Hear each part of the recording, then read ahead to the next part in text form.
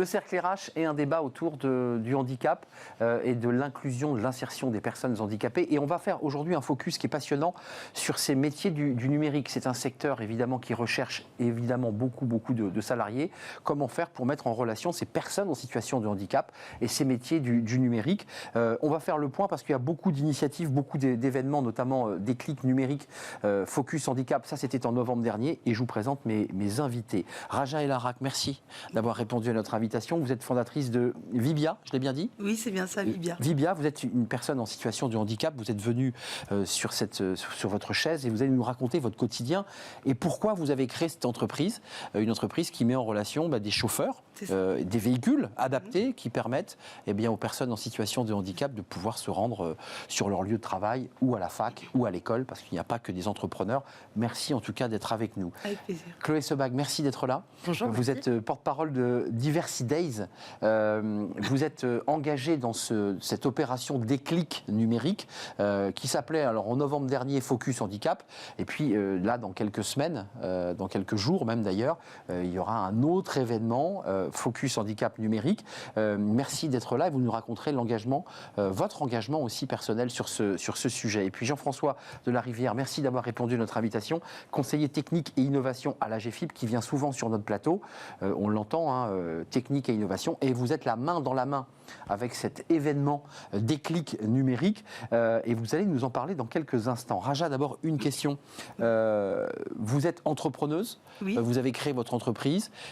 Concrètement, la réalité, puisque c'est ça le sujet, la promesse de votre entreprise, c'est quoi la réalité d'une personne handicapée avant même qu'elle aille rechercher un emploi? C'est d'abord la difficulté de se déplacer et d'aller sur le lieu de l'emploi. Et oui, c'est ça. En fait, c'est l'accessibilité des transports en commun, par exemple. Aujourd'hui, pour des petits chiffres, on a 3% du métro parisien qui est adapté. Donc, c'est une seule ligne, en fait, sur les 14. Il y a 38%. La ligne 14 ? C'est exactement ça. Oui, c'est la ligne 14. Oui. C'est la dernière, plus récente. On a 38% des réseaux ferrés qui est adapté, avec des gares accessibles pour les personnes handicapées. Et il y a encore, c'est la constatation que j'ai tout à l'heure, c'est-à-dire que même accessible, ça ne veut pas dire forcément que ça marche, qu'il y a des ascenseurs qui peuvent tomber en panne, il y a des rampes d'accès, il y a des moyens humains dont on dépend aussi. Donc voilà, il y a toute une question d'accessibilité. Donc on peut trouver un emploi et de se dire, finalement j'ai trouvé un emploi, mais je suis incapable d'y aller. C'est ça. C'est ça la réalité. Ça. Vous, d'un mot, parce que c'est le sujet du jour, vous êtes une entrepreneuse du numérique. Oui, c'est ça, je fais de la tech. J'ai une entreprise de technologie. Comment vous avez accédé à la fois à la formation et puis à la création de cette entreprise ? Il est vrai que moi, de base, je n'ai pas une formation qui est orientée tech. Moi, j'ai fait de la gestion financière. Oui, c'est pour ça que je pose la question. Oui, après, il est vrai qu'après, aujourd'hui, il faut savoir s'entourer. C'est-à-dire que j'ai fait des petites formations pour un peu appréhender le milieu, mais à côté, je travaille avec des développeurs qui, eux, sont pour le coup, très performants dans leur domaine et qui font un travail très bien. Et les locaux dans lesquels vous avez installé votre entreprise, c'est quoi? C'est un espace partagé? C'est un tiers-lieu? C'est votre entreprise? Vous y accédez facilement? Comment ça se passe? Alors, en ce moment, on est à la Ruche Développement, qui est un incubateur parisien, un incubateur à impact. On a intégré en ayant été lauréat French Tech. Donc voilà, aujourd'hui, ça se passe à la Ruche et qui est, heureusement pour moi, adapté pour les personnes fauteuil roulant. Les ascenseurs. Chloé, c'est une personne inspirante, Raja. Absolument. Parce qu'elle est en situation de handicap. Elle a connu les galères de la situation du déplacement pour pouvoir aller sur le travail. Elle crée son entreprise dans le numérique. Elle est votre porte-parole, en quelque sorte, vous qui êtes la porte-parole de Diversity Days. C'est une super ambassadrice, Raja. Elle était avec nous dans le cadre de la dernière édition de Déclic numérique, justement. Et prise de parole hyper inspirante. Ça donne envie de se bouger et de se dire que c'est possible. Chloé, vous faites, c'est pas un pari, vous avez une réflexion très sociologique. Vous dites qu'il y a aujourd'hui beaucoup de métiers dans le numérique, beaucoup d'entreprises qui viennent sur ce plateau nous disent on n'arrive pas à recruter. Et de l'autre, on a des jeunes ou des personnes en situation de reconversion qui, elles, n'arrivent pas à trouver d'emploi. Vous dites qu'il faut les faire se rencontrer, c'est ça l'esprit? Absolument, c'est ça, c'est de faire se rencontrer l'offre et la demande et de permettre aux entreprises de rencontrer ces candidats et puis aussi aux candidats potentiels de se dire ok, je peux me lancer, c'est pas parce que je suis en situation de handicap que le numérique c'est pas pour moi, c'est pas parce que j'ai plus de 50 ans que le numérique c'est pas pour moi, c'est pas parce que j'ai pas le bon diplôme tout de suite maintenant que c'est pas pour moi. Vraiment le but c'est de lever les barrières des deux côtés. Et puis vous dites, et ça on va l'entendre aussi de la voix de l'AGEFIP que c'est aussi la difficulté, on la connaît, des personnes handicapées pour chercher, trouver un emploi, c'est aussi un débouché incroyable. Il y a du travail. Il y a du travail. Déjà, le numérique, c'est un secteur qui a quand même 7,1% de croissance. Il y avait les derniers chiffres en 2022. C'est une famille de plus de 800 métiers. Il y a de quoi faire. Jean-François, vous êtes partenaire, l'AGEFIP, l'institution AGEFIP, qui est le fonds qui reçoit. C'est un vrai débat. D'ailleurs, les entreprises doivent se plier à quelques règles. 6% de personnes handicapées ou travaillant avec des sites utilisant des personnes handicapées, si elles ne le font pas, elles payent une cotisation, on est d'accord. Comment ça s'est passé, cette rencontre avec Diversity Days? Vous qui vous occupez de l'innovation à l'AGEFIP, vous êtes dit c'est évident? Alors, en fait, on était sur un sujet qui s'appelle talent digital, qui partait des mêmes constats que Diversité, à savoir que trop peu de personnes handicapées vont vers les métiers du numérique. Les métiers du numérique, on les connaissait bien, parce qu'on est en contact quotidien avec les entreprises, mais ces entreprises nous disaient toujours, nous on veut des ingénieurs, on veut des masters, on veut des bac+5 et on veut des jeunes. Et donc, nos publics handicapés sont seniors à 50%, oui, de bas niveau de qualification. Et donc, on regardait ces métiers du numérique développés de manière assez passive, en disant, mais comment on fait? Oui. Trop éloigné, finalement, de la population des personnes que vous aviez. Sauf que, en creusant le sujet, en analysant et en menant des études, on a vu que ces métiers connaissaient un fort développement, aussi sur des niveaux faiblement ou moyennement qualifiés. Et donc, l'AGEFIP a créé un système qui s'appelle Talent Digital avec des partenaires, Atlas et des organismes de formation, Simplon, Webforce 3. Oui, Simplon, absolument. Pour effectivement identifier ces métiers où on pouvait faire accéder des personnes handicapées sur des bas niveaux, à savoir sur ce qu'on appelle nous le premier niveau d'employabilité, ça veut dire du niveau bac à bac+3. Et Jean-François, vous soulevez un sujet qui est la question de la formation aussi des personnes handicapées qui ne peuvent pas toujours accéder à des formations de niveau supérieur pour des raisons qu'on évoquait tout à l'heure.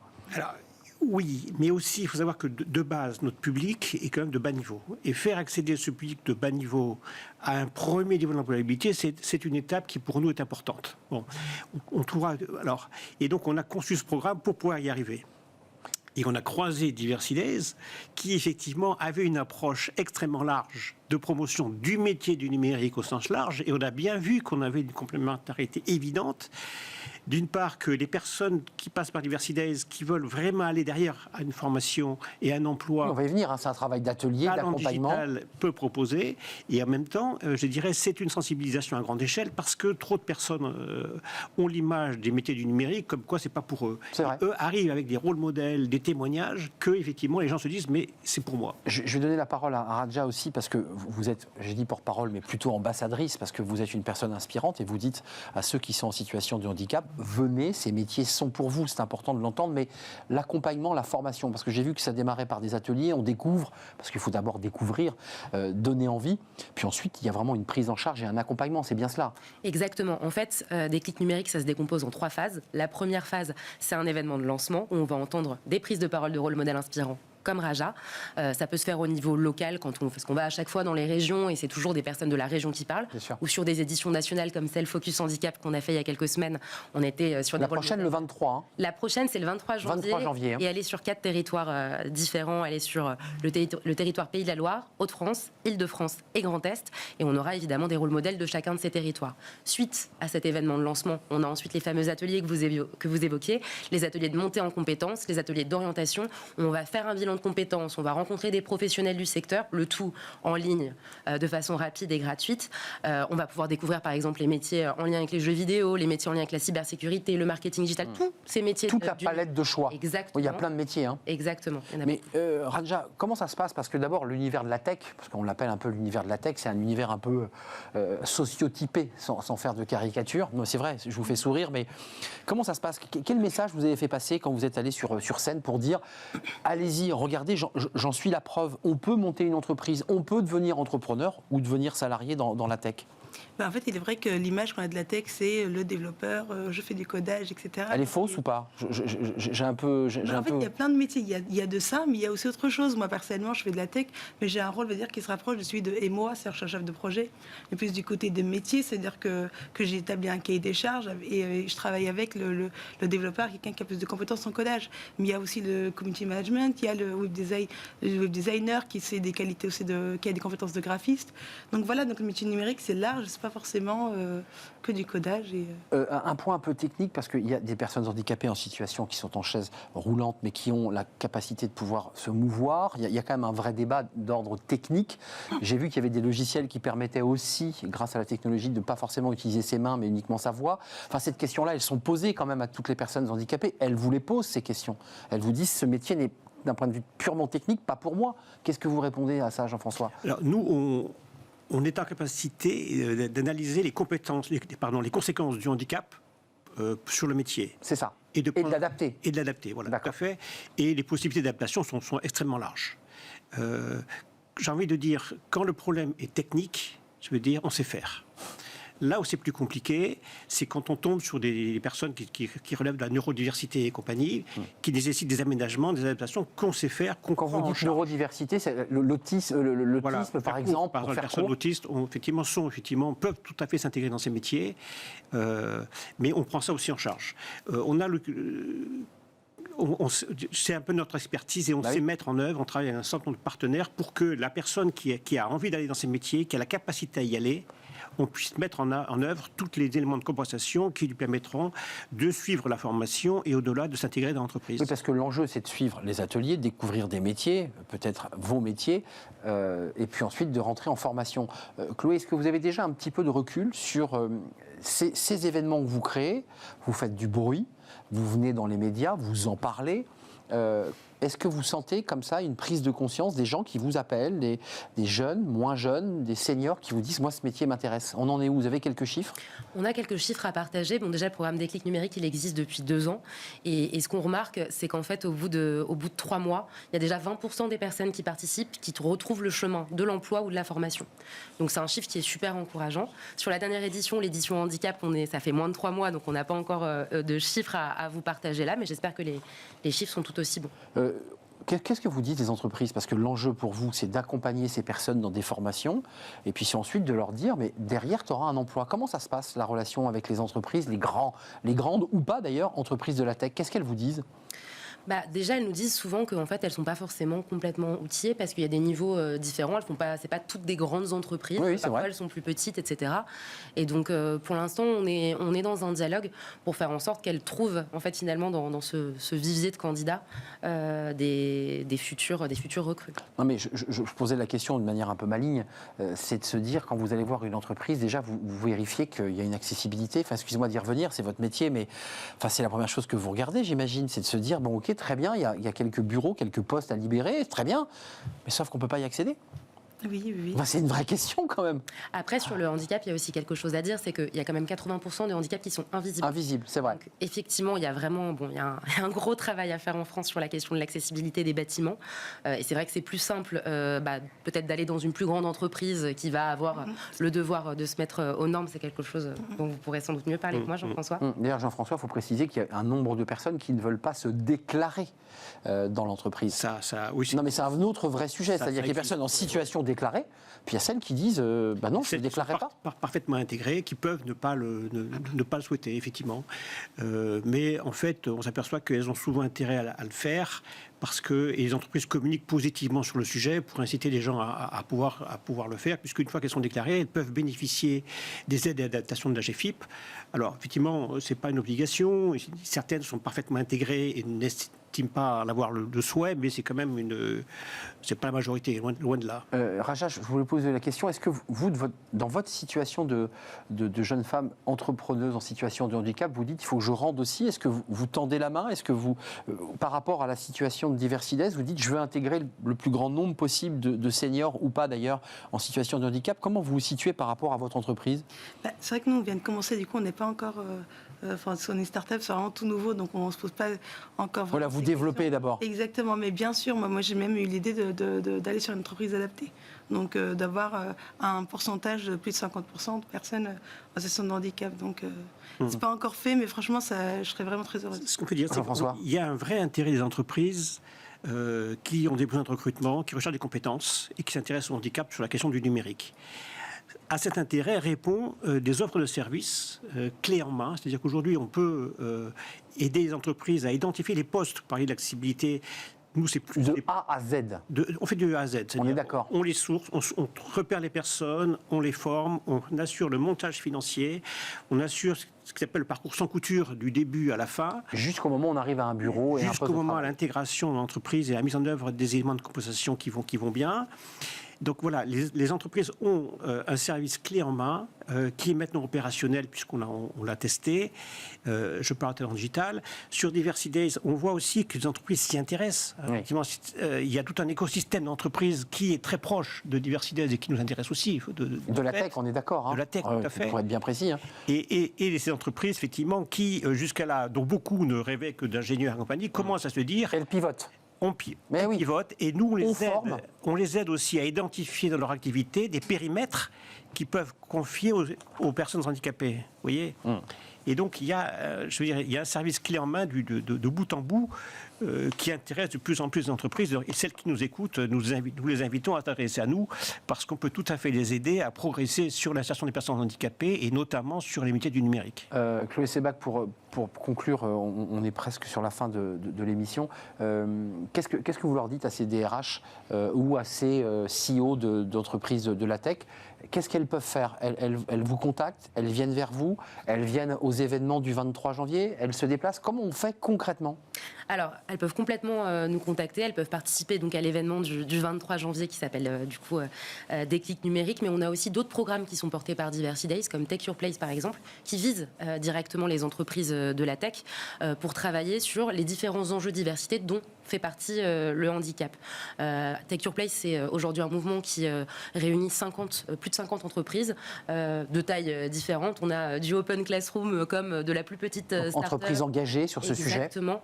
On a aussi des fonds d'investissement avec nous et donc on les accompagne en sensibilisation des dirigeants, en sensibilisation des managers aussi, en leur sourçant des candidats qui ne seraient pas forcément allés chercher, donc des candidats qui... C'est ce que dit Jean-François. Ils pivotent ils pivotent, les entreprises de la tech. Exactement. C'est-à-dire qu'elles rêvaient du scientist data ou data science et puis elle se dit, non, après tout, on a des personnes qu'on va accompagner et former. Exactement. C'est ça l'idée. Hein. De toute façon, les compétences, elles évoluent aussi tout au long du parcours. C'est pas forcément le niveau de diplôme de base qui fait tout. Et il y a plein de choses à faire. Mais Raja, je ne voulais pas poser aussi directement, mais est-ce que ça a été un parcours du combattant de monter cette entreprise? Est-ce que ça a été peut-être plus compliqué que pour une personne valide? Bon, comme je ne peux pas comparer, je suis que en situation de handicap, je ne sais pas si c'est plus dur. Oui, j'imagine que de façon générale, voilà, comme tout à l'heure, l'accessibilité des lieux, l'accessibilité des locaux. Moi, j'ai un exemple. Par exemple, moi, j'ai été lauréate d'un programme dont je tairai le nom, mais où le premier jour de lancement, ça a été fait dans un lieu qui n'était pas accessible. Donc, vous voyez. Donc voilà, donc c'était enfin, par exemple, j'ai perdu peut-être une occasion de networker et de rencontrer des personnes. Donc vous n'avez pas pu aller à l'événement, on est d'accord? Tout à fait. Le lancement d'un événement, j'étais lauréate. Bon, après, bien sûr, c'était pas de leur faute. Ils ont pas fait attention parce que quand on ne le vit pas, on ne fait pas forcément attention. Donc ça peut arriver. Bien sûr qu'après, ça a été nickel. Juste un petit coup de projecteur parce que vous faites de la tech, vous avez autour de vous des ingénieurs, des développeurs. Vous l'avez dit.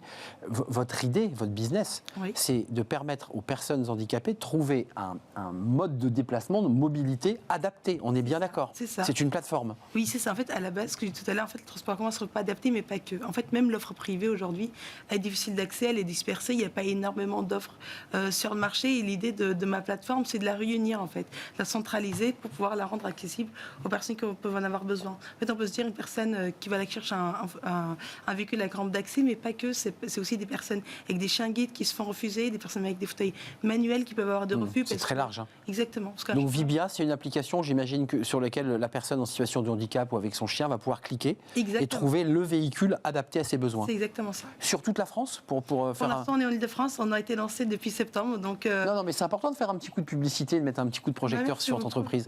Donc l'application existe? C'est ça, elle existe. Et là, on est en train de développer justement même une application web, notamment pour quand c'est utilisé par les associations, les entreprises, etc. Donc application Vibia pour les personnes en situation de handicap ou pas, d'ailleurs vous le dites, avec un chien à mobilité réduite pour avoir le véhicule adapté. Et vous le disiez, pour ne pas être refusé, parce qu'on est refusé, parce que ces personnes sont en situation où on leur dit « je ne vous prends pas ». Oui, ça arrive très souvent, parce qu'en fait, c'est pas forcément... Parfois, c'est de la méconnaissance. C'est-à-dire qu'on a peur de mal faire, on a peur aussi... Moi, je ne prends pas le risque d'eux. Exactement. C'est pas forcément de la méchanceté. J'entends.